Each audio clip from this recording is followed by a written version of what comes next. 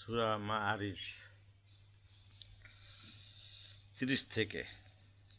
তাহাদের পত্নী অথবা অধিকারভুক্ত দাসী ব্যতীত ইহাতে তাহারা নিন্দনীয় হইবে না।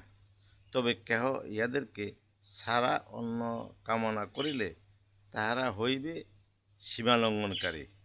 এবং যাহারা আমানত ও প্রতিশ্রুতি রক্ষা করে আর সাহায্য তাদের সাক্ষ্যদানে অটল এবং নিজেদের সালাতে যত্নবান, তাহারা সম্মানিত হইবে জান্নাতে। রুকু ২। কাফিরদের হইল কি যে উহারা তোমার পিছু ছুটিয়া আসিতেছে দক্ষিণ ও বাম দিক হইতে দলে দলে। উহাদের প্রত্যেক কি প্রত্যাশা করে যে তাহাকে দাখিল করা হইবে প্রাচুর্যময় জান্নাতে? কখনো না।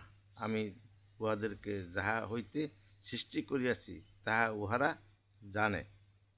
আমি শপথ করিতেছি, উদয়স্থলসমূহ ও অস্তাচলসমূহের অধিপতি নিশ্চয়ই আমি সক্ষম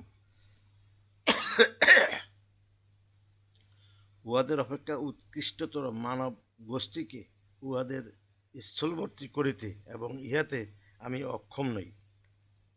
অতএব উহাদেরকে বাগ্বিতণ্ডা ও ক্রিয়া কৌতুকে মত্ত থাকিতে দাও, যে দিবস সম্পর্কে তাহাদেরকে সতর্ক করা হইয়াছিল তাহার সম্মুখীন হওয়ার পূর্ব পর্যন্ত। সেদিন উহারা কবর হইতে বাহির হইবে দ্রুত বেগে। মনে হইবে উহারা কোনো উপাসনালয়ের দিকে ধাবিত হইতেছে। অবনত নেত্রে হীনতা উহাদেরকে আচ্ছন্ন করিবে। ইহাই সেই দিন যাহার বিষয়ে সতর্ক করা হইয়াছিল উহাদেরকে। আল্লাহ পাক আরো বলেন,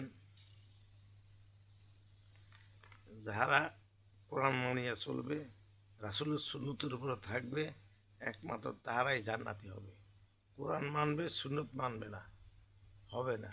সুন্নত মানবে, কোরআন মানবে না, তারাও জাহান্নামে যাবে। কাজেই এই দুনিয়া হইল কয়দিখানা মুমিনের জন্য, আর যারা সীমা লঙ্ঘন করে তারাই হবে জাহান্নামী।